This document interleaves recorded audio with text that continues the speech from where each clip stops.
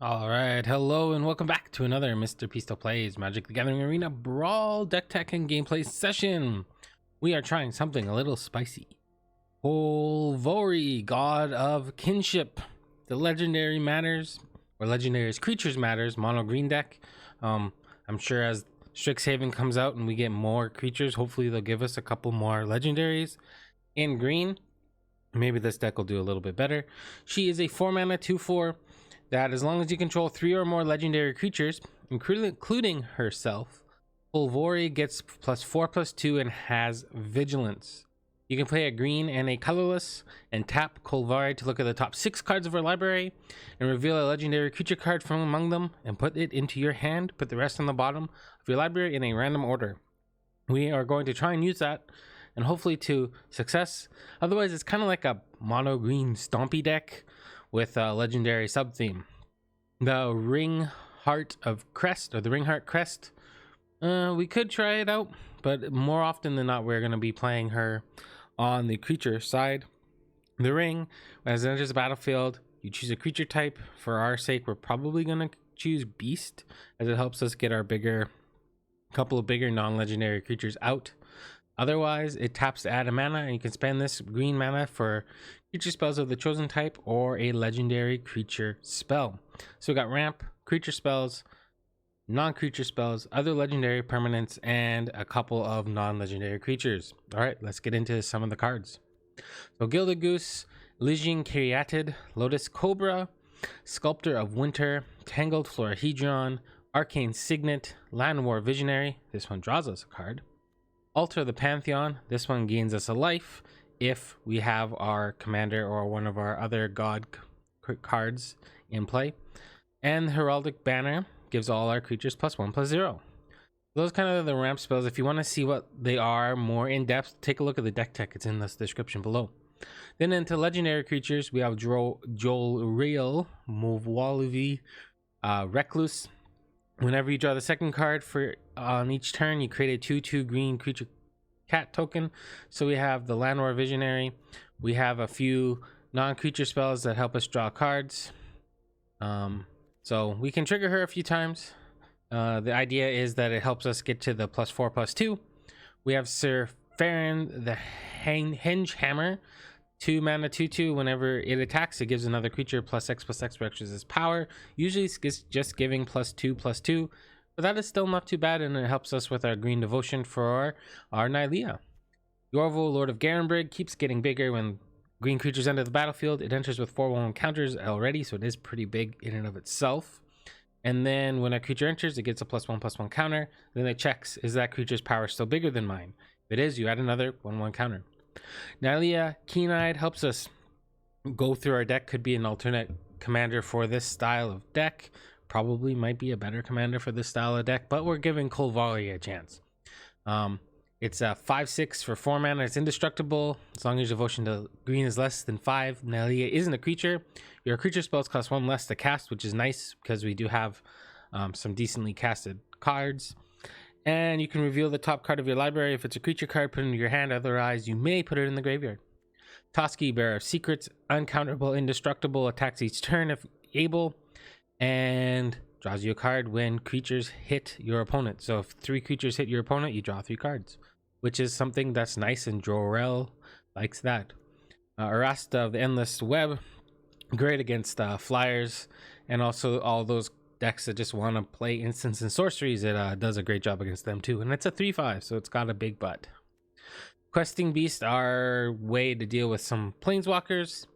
Vigilance, Death Touch, Haste, can't be blocked by power 2 or less. Combat damage can't be prevented for your creatures, and when it deals damage to a player, it deals that much damage to target planeswalker that player controls as well.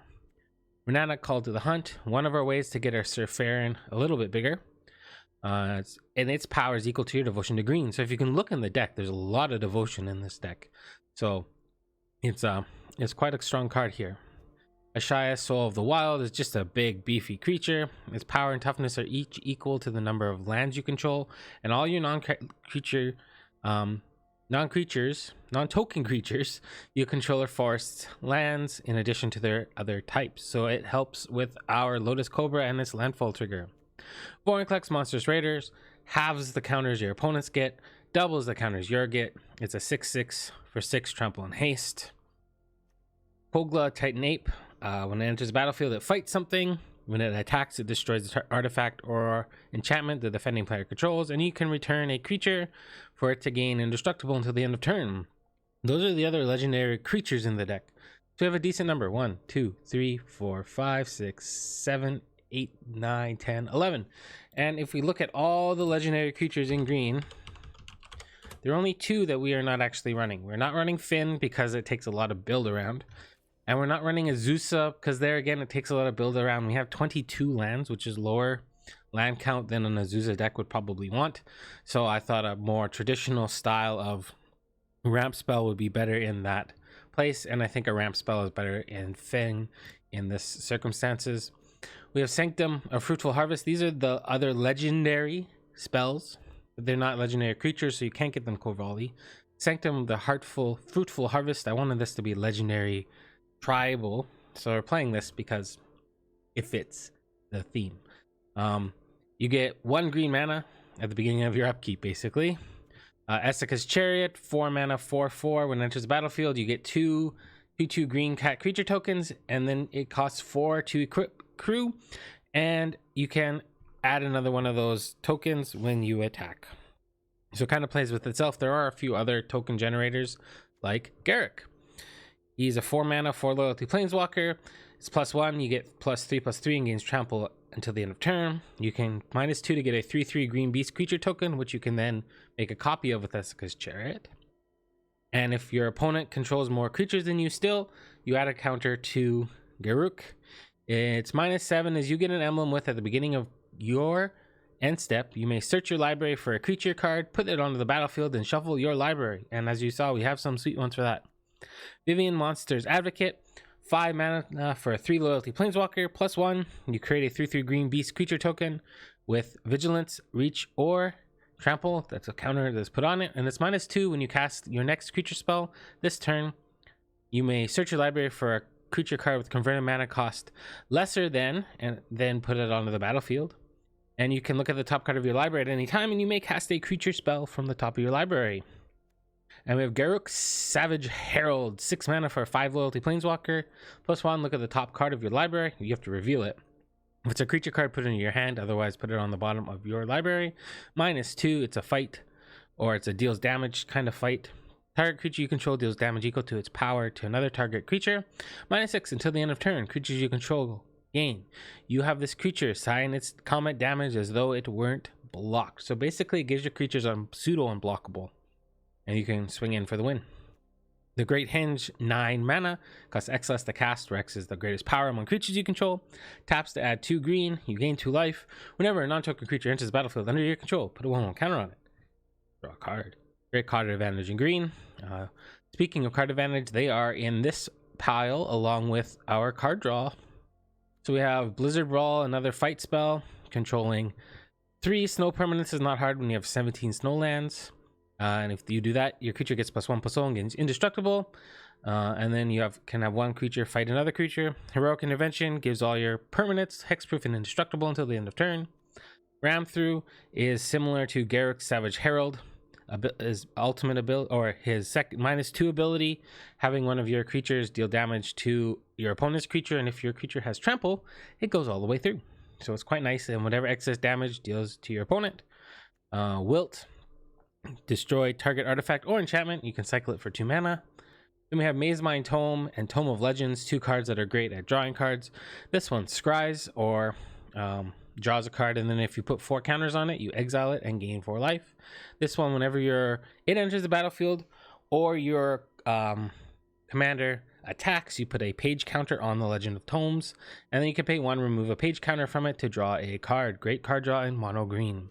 Colossal Majesty, we have a decent number of creatures with power 4 or greater, so this triggers at the beginning of our upkeep and we draw a card if that is the case. Garruck's Uprising, when it enters the battlefield, if you control a creature with power 4 or greater, you draw a card. And then whenever a creature enters the battlefield with power 4 or greater, you draw a card as well. Trim the Wild Speaker has 2 different modes here. Drawing cards equal to the greatest power among non-human creatures you control. We got some pretty strong dudes and dudettes in the deck. And then non-human creatures get +3/+3 until the end of turn, 5 mana instant. Then we have 2 big creatures. We have Battle Mammoth and we have Elder Gargaroth. I wish this was a beast elephant. It is just a elephant, which makes our Kolvori ring not quite so versatile. Maybe we are naming elf, but we're not going to use it on that end. Anyways, this is a 5 mana 6/5 with trample. You can foretell it for 4 mana. Whenever a permanent you control becomes the target of a spell or an ability an opponent controls, you may draw a card. And Elder Gargaroth, another keyword, we could play keyword tribal. Vigilance, reach, trample. Whenever it attacks or blocks, you get to choose one. Create a 3/3 green beast creature token, gain 3 life, draw a card. We're playing Castle Garenbrig because we do have some 6 mana spells creatures that we would like to get out. 17 snow covered forests. Bonder's Enclave because we do have those big beefy attackers that can help us draw cards for 3 mana. Faceless Haven and makes us attack with our snow covered forests. Field of Ruin to get rid of our opponent's Faceless Havens and any other non basic lands. And then we're trying the Tyrite Sanctum because we have a god. We could just pay 4 and sacrifice this to make our commander indestructible. So it's I thought a place that we could give it our shot. All right, that's Kolvori, legendary permanent tribal. All right, let's get into some games. All right, Jeff Tor 87. We have a ramp spell. I think we can keep this.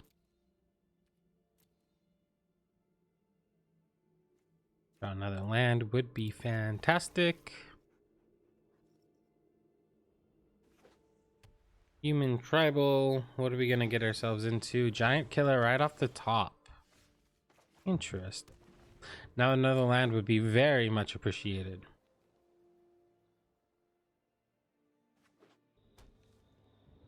We could play the key on this one, but we only got the one.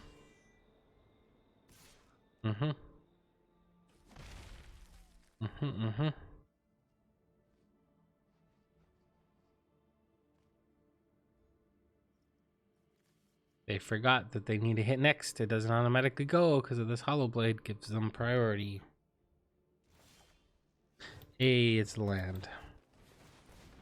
Now just don't kill my sculptor and things aren't fantastic, but they're okay.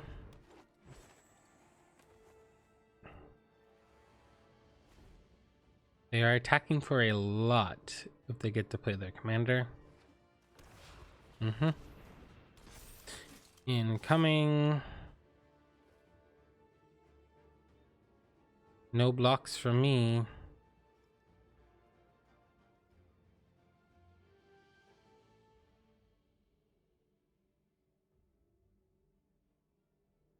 Once again, they've forgotten about their Seasoned Hollow Blade. You learned something. Seasoned Hollow Blade.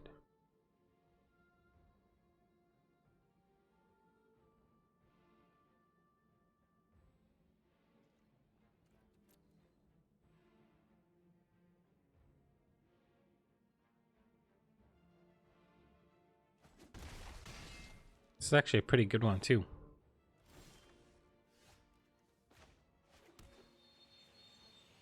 Uh-oh. No, no, no, no, no, no, no, no, no. 1, 2, 3.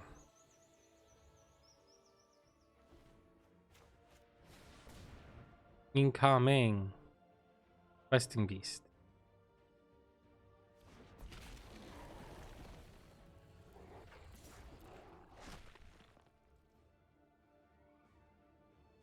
I could tap it down and get in for 7 next turn.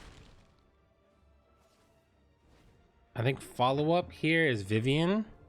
Or, yeah. Unless we draw another legendary creature. Well, we might play Joriel so we can play Kolvori and get another 6/6. Ugh. Coming in hot. Yeah, that's what I thought. It's okay. Or we play the Garruck. We can hold back some blockers, or we can make 6 mana and play this and this, right?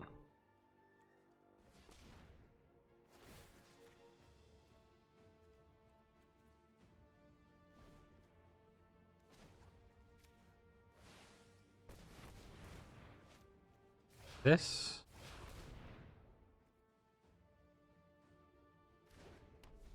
And play this. I don't think I want to offer up the questing beast to trade for their commander, because then that gets rid of our 6/6. I like having a 6/6.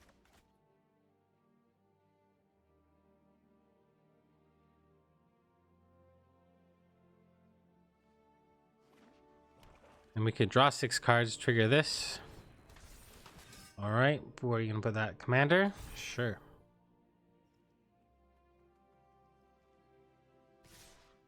And attack.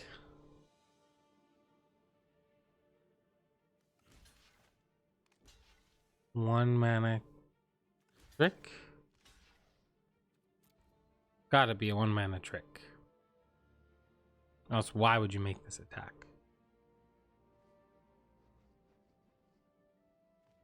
Can't do both. This attack doesn't make sense to me.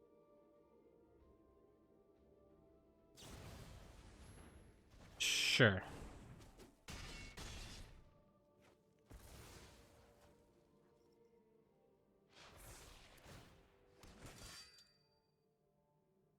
Okay. I wish we would have drawn something a little nicer than that. We are going to jump in with these two.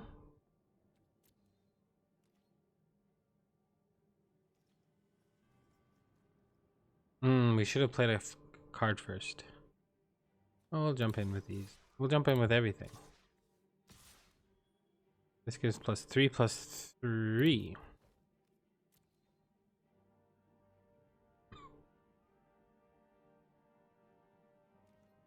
Let's see what they block.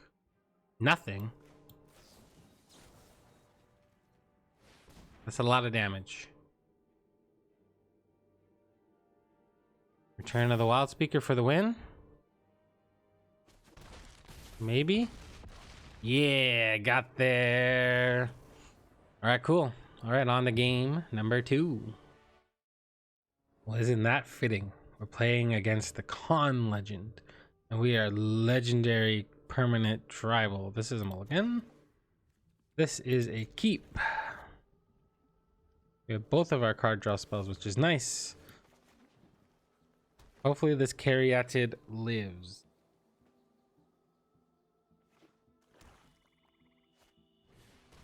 I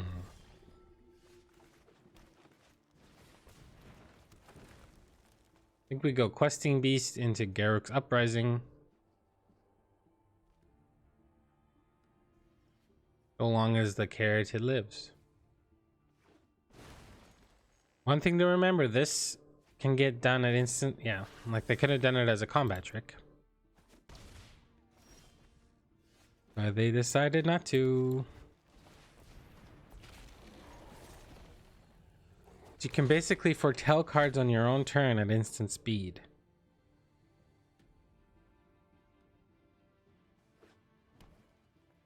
Foretelling another card.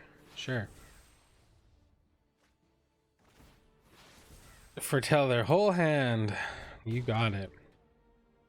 It is kind of cool how it's kind of green ramp-esque. We have 6 mana. So I think we go Uprising.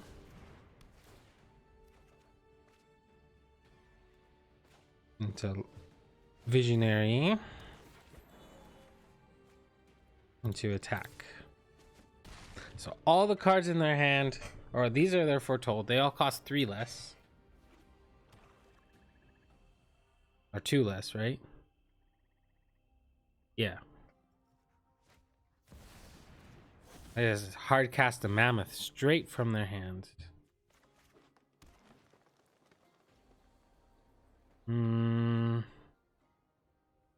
We have lots of mana now. We have 2, 3, 8. Let's play this. And then I guess we play this. Or we could play this, give this plus an attack.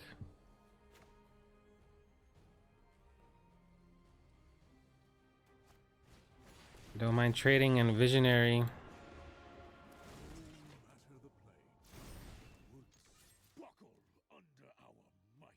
I don't mind trading the questing beast either. All right, what do they got?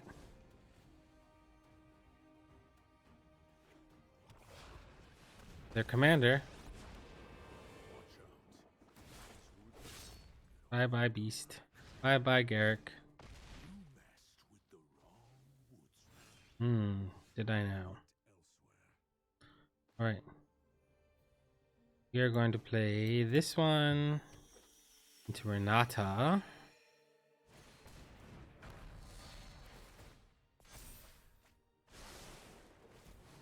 Into Commander? I think Garguroth is stronger.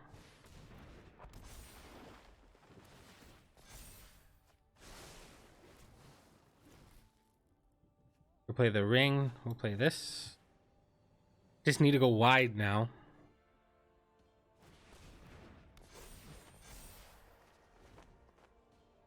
Time to go wide. Oh, that's fun.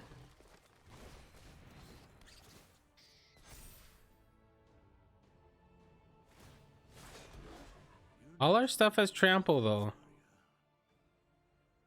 And we have an 11 power trampler, which is gonna get much bigger.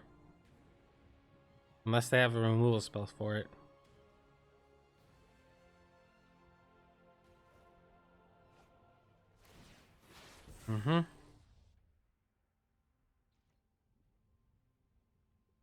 Could be anything.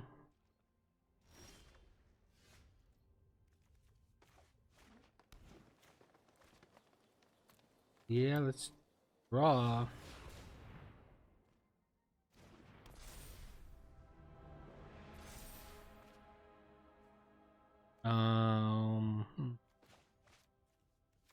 Let's just put it all out there.